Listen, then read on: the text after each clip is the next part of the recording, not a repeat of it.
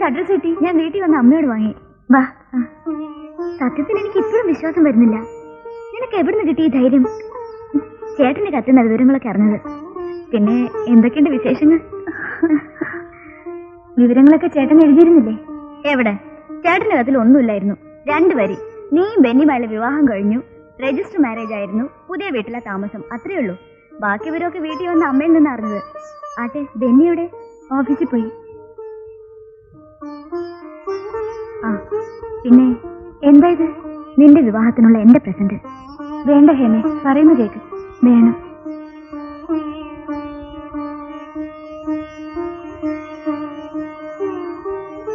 എനിക്ക് ഇന്ന് തന്നെ തിരിച്ചു പോണം. ഇന്ന് തന്നെയോ? നാളെ ബന്ധല്ലേ, വണ്ടിയൊന്നും ഉണ്ടായിരുന്നു വരില്ല. ഇന്ന് തന്നെ വീട്ടിലെത്തണം. വാ, കാപ്പി കുടിച്ചിട്ട് പോവാം. താൻ എന്തോടോ ഈ താറാമുട്ട കച്ചവടത്തിന് നഷ്ടം വന്ന പോലെ ഇരിക്കണേ? ചോദിച്ചതിന് എന്തെങ്കിലും മറുപടി പറയൂ. പത്രോസ് ചേട്ടനോട് എനിക്ക് കടപ്പാടുണ്ട് എന്നുള്ളത് സത്യം. പക്ഷെ തക്കതായ ഒരു കാരണവും കൂടാതെ ബെന്നിയെ പിരിച്ചുവിടാൻ എനിക്കാവില്ല പത്രോസ് ചേട്ടൻ. തന്നെയുമല്ല, ബെന്നി എന്റെ സ്റ്റാഫിൽ വെച്ച് ഏറ്റവും സമർത്ഥനും സിൻസിയറുമാണ്. അവൻ പോയാൽ പകരം അത്രയും ഏബിൾ ആയിട്ടുള്ള ആളെ കിട്ടുമെന്ന് സംശയമാണ്. പിന്നെ ഇതൊന്നും കൂടാതെ ഞാൻ പ്രേമിച്ച് വിവാഹം കഴിച്ചവനാ. അങ്ങനെയുള്ള ഞാൻ ആ ഒരു കാരണം മനസ്സിൽ വെച്ചുകൊണ്ട് ബെന്നിയെ ജോലിയിൽ നിന്ന് പിരിച്ചുവിട്ടാൽ ദൈവം എന്നോട് പൊറുക്കുമോ പത്രോസ് ചേട്ടാ? ദൈവം പൊറുക്കും, ഞാൻ പൊറുക്കില്ലേ. ഇതൊഴിച്ച് മറ്റെന്ത് വേണമെങ്കിലും പത്രോസ് ചേട്ടൻ എന്നോട് ആവശ്യപ്പെടാം. അനുസരിച്ച് ഞാൻ തയ്യാറുമാണ്. തുറന്നു പറഞ്ഞതിൽ എനിക്ക് സന്തോഷമുണ്ട്. തനിക്ക് എന്നെ കൊണ്ട് ഇനിയും ആവശ്യം വരും. ഇതിനുള്ള മറുപടി ആ സമയത്ത് ഞാൻ തരാം.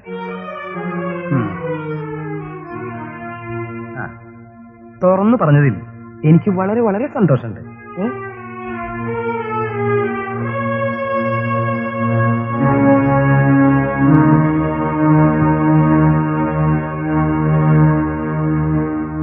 പ്രിയപ്പെട്ട നാട്ടുകാരെ, നാടിന്റെ നീറുന്ന 100 പ്രശ്നങ്ങൾക്ക് പരിഹാരം കാണണമെന്ന് ആവശ്യപ്പെട്ടുകൊണ്ട്, അടിക്കടി വഷളായിക്കൊണ്ടിരിക്കുന്ന ക്രമസമാധാനം പുനഃസ്ഥാപിക്കണമെന്ന് ആവശ്യപ്പെട്ടുകൊണ്ട്, കുതിച്ചുയരുന്ന വിലക്കയറ്റം നിയന്ത്രിക്കണമെന്ന് ആവശ്യപ്പെട്ടുകൊണ്ട് കേരളദേശം പാർട്ടിയുടെ നേതൃത്വത്തിൽ നാളെ നടക്കുന്ന കേരള ബന്ദ് പരിപൂർണ വിജയമാക്കി തീർക്കാൻ ബഹുമാന്യരായ എല്ലാ നാട്ടുകാരുടെയും സഹകരണങ്ങൾ ഞങ്ങൾ അഭ്യർത്ഥിച്ചുകൊള്ളുന്നു.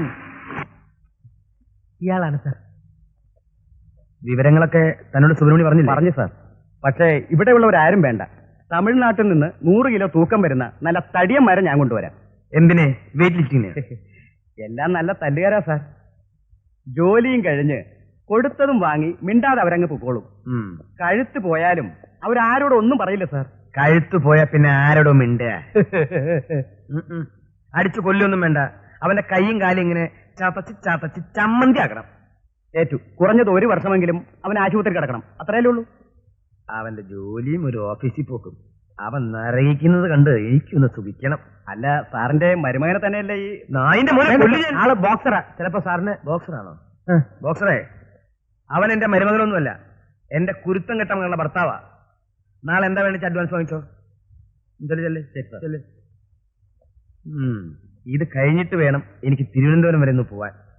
കയ്യിലെ കാശ് മുഴുവൻ ചെലവായാലും ശരി, ആ ഡോക്ടറെ ഞാൻ കാസർഗോഡ് മുതൽ പാറശാല വരെ നെട്ടോട്ട് ഓടിക്കും. നെടുവോട്ടം ഓടിക്കണം. അത്രയ്ക്ക് ദുഷ്ടനാ ഡോക്ടർ. പിന്നെ ഒരാഴ്ചയെ കൂടുതൽ ഒരു സ്ഥലത്ത് ഇരുത്താൻ പാടില്ല. ഇതിനൊക്കെ അനുഭവിക്കാൻ കിടക്കുന്നേ ഉള്ളൂ.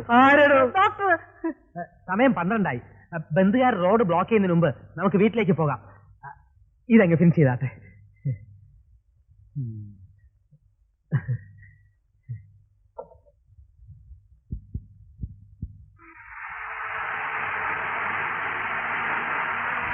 സുബ്രഹ്മണ്യം സാർ, നീ കൊണ്ടുവന്ന ആളെങ്ങനെ പറഞ്ഞതുപോലെ ചെയ്യോ അതോ കാശ് വാങ്ങി എന്നെ? ഒരു സംശയം വേണ്ട സാർ, അയാൾ പറഞ്ഞ പോലെ തന്നെ ചെയ്യും. അവൻ കൈയും കാലും ഒടിഞ്ഞ് ആസ്പത്രിയിൽ കിടന്ന് നരകിക്കുന്നത് എനിക്കൊന്ന് കാണണം. അവൻ വന്ന് എന്റെ കാലിൽ സാഷ്ടാംഗം വീഴണം. എന്നിട്ട് വേണം എനിക്കൊന്ന് പൊട്ടിച്ചിരിക്കാൻ.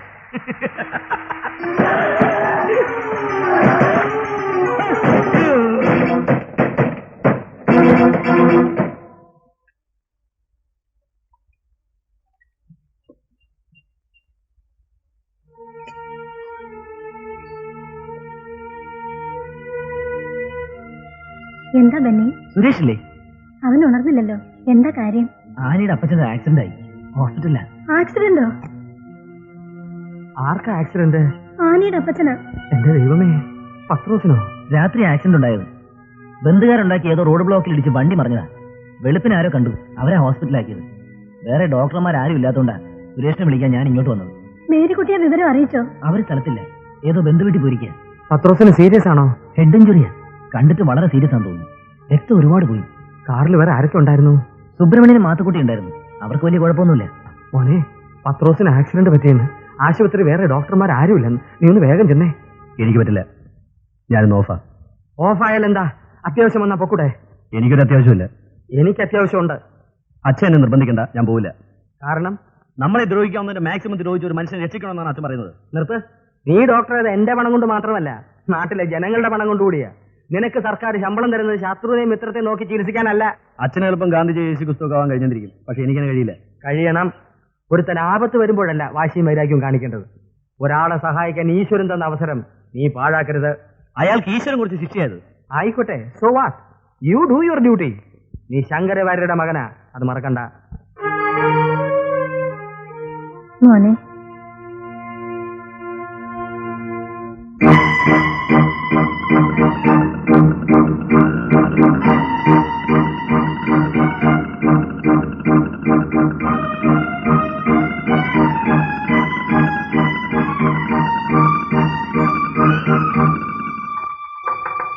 എടുത്തു മാറ്റി.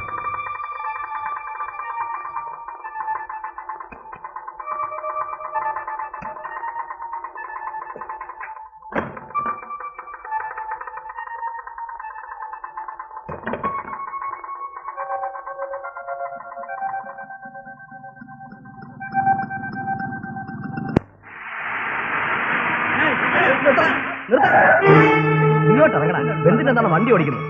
ഇങ്ങോട്ട് ഇറങ്ങണം. ഇറങ്ങി വാടക.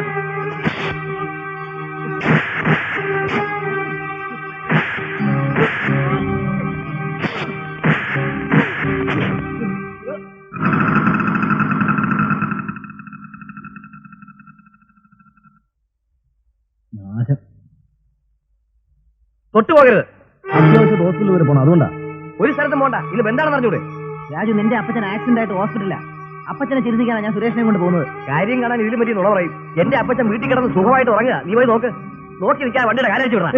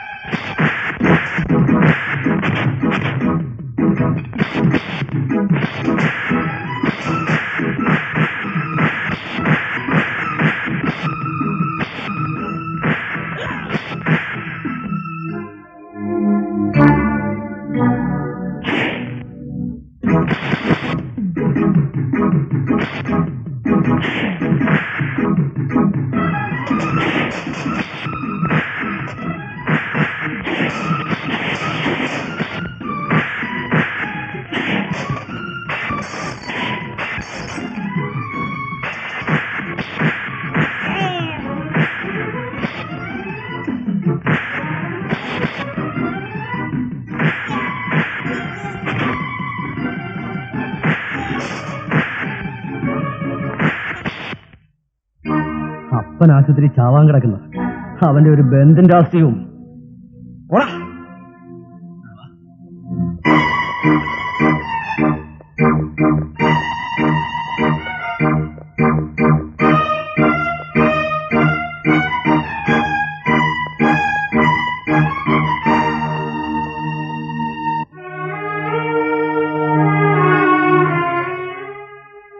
സിസ്റ്റർ, എമർജൻസി ഓപ്പറേഷൻ ആണ്. പെട്ടെന്ന് സെറ്റ് ചെയ്യും.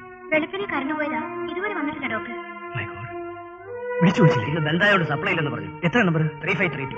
ഞാനിപ്പോരെ.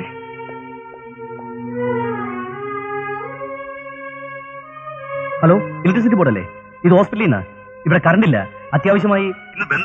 അല്ല, ഞാൻ നിന്റെ സൈക്കിൾ ചാവിയുടെ ഞാൻ ഇവിടെ വരും.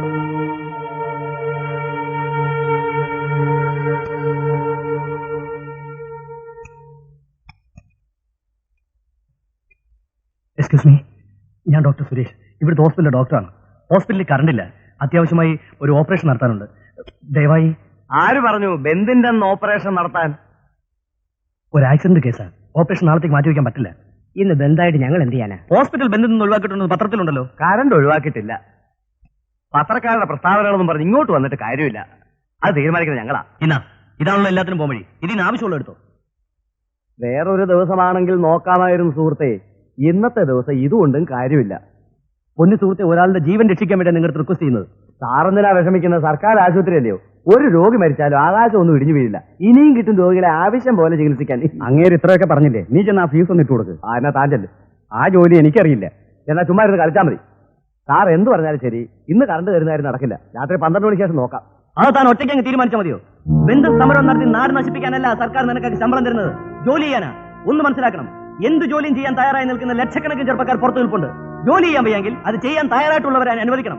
അല്ലാതെ ഏതെങ്കിലും രാഷ്ട്രീയ പാർട്ടിയുടെ പിൻബലം ഉണ്ടെന്ന് കരുതി ചെയ്യാത്ത ജോലിക്ക് കൂലി കൂടുതലും ചോദിച്ച് സമരത്തിന്റെയും ബന്ധിന്റെയും പേരിൽ നാട് മുടിച്ചാൽ എന്നും ജനങ്ങൾ അത് കണ്ടിരുന്നു വരില്ല.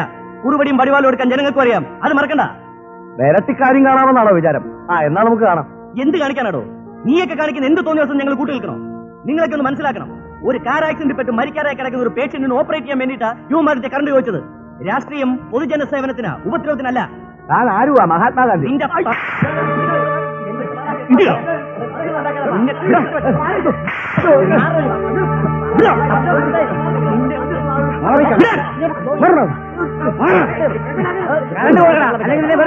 ഹോസ്പിറ്റലിലേക്ക് പോയിക്കോ. അവിടെ എത്തുന്നതിന് മുമ്പ് ഇവരെ കൊണ്ട് ഫീസ് അടിക്കുന്ന കാര്യം ഞങ്ങളേറ്റു.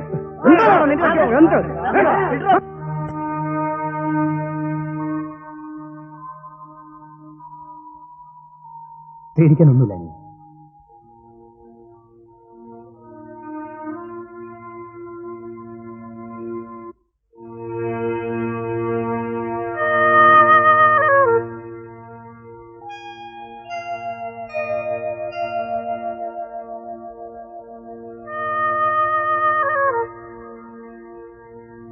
കുറഞ്ഞത് ഒരു വർഷമെങ്കിലും ഇവനെ ആസ്പത്രിയിൽ കിടത്തണമെന്ന് ഞാൻ പറഞ്ഞു.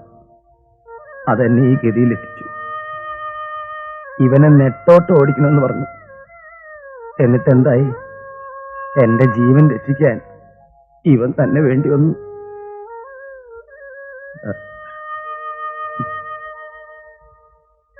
അനങ്ങാൻ വയ്യാത്തതുകൊണ്ടാ ഈ കൈ രണ്ടും സാറിന്റെ കാലാണെന്ന് കരുതണം. എന്നോട് ക്ഷമിക്കണം. ഞാനൊന്നും മനസ്സ് വെച്ചിട്ടില്ല പത്രോസേ. നിന്നെപ്പോലെ നിന്റെ അയൽക്കാരനെയും സ്നേഹിക്കുക എന്നല്ലേ ക്രിസ്തുവചനം. നമുക്കതിൽ വിശ്വസിക്കാം. പത്രോസേ, എന്തോ? നീ ഇനി പാരയല്ല. പാറ പോലെ ഉറച്ച സ്നേഹത്തിന്റെ വില നീ ഇന്നു മുതൽ മനസ്സിലാക്കി തുടങ്ങും. എന്റെ കർത്താവേ, ഇവളെയും കൂടി ഒന്ന് നേരെയാക്കി തരണേ. ഇതെന്റെ ആത്മാർത്ഥമായ പ്രാർത്ഥന. മോളെ കുരിശ് വരച്ചു. കുരിശ് വരച്ചോ? അപ്പൊ നമ്മൾ രക്ഷപ്പെട്ടു.